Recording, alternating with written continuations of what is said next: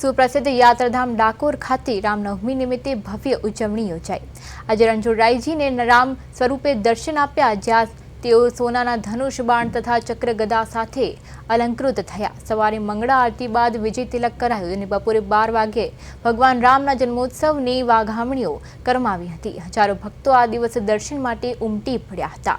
આ પ્રસંગે ખાસ પંજા જીરા નામનો ભોગ ધરાવવામાં આવ્યો, જે વર્ષમાં માત્ર એક જ વાર તૈયાર થાય છે। તેમાં ધાણા, જીરું, શુદ્ધ ઘી, મરી અને ખાંડનો સમાવેશ થાય છે।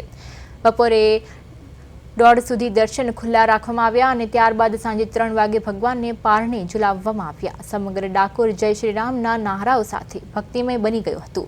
આમ જ્યાં શ્રી કૃષ્ણનો જન્મ રાત્રે ઉજવાય છે, ત્યાં ભગવાન રામનો જન્મ દિવસે ઉજવાય છે। કૃષ્ણને લીલાધર અને રામને મર્યાદા પુરુષોત્તમ તરીકે માનવામાં આવે છે, જે માનવજાતને આદર્શ જીવન જીવવાનો સંદેશ આપે છે।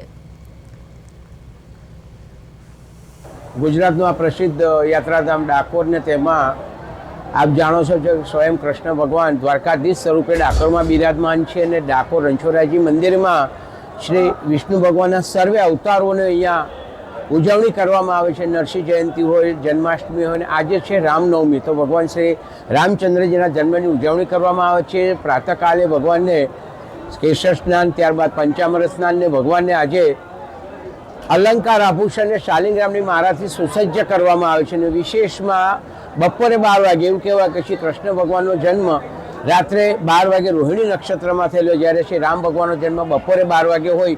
ભગવાનને શાલિગ્રામને પંચામૃત સ્નાન કરીને પંજાજીરીનો વિશેષ ભોગ ધરાવવામાં આવે છે। ભગવાનને શ્રીખંડ પૂરી પણ આજથી ધરાવવામાં આવે છે અને આજના પર્વમાં લાખોની સંખ્યામાં ડાકોર ભક્તો આવે છે। દર્શન કરીને સ્વયં શ્રી રામચંદ્ર ભગવાન, શ્રી કૃષ્ણ ભગવાનના સંયુક્ત દર્શન કરીને આશીર્વાદ, ધન્યતા અનુભવે છે।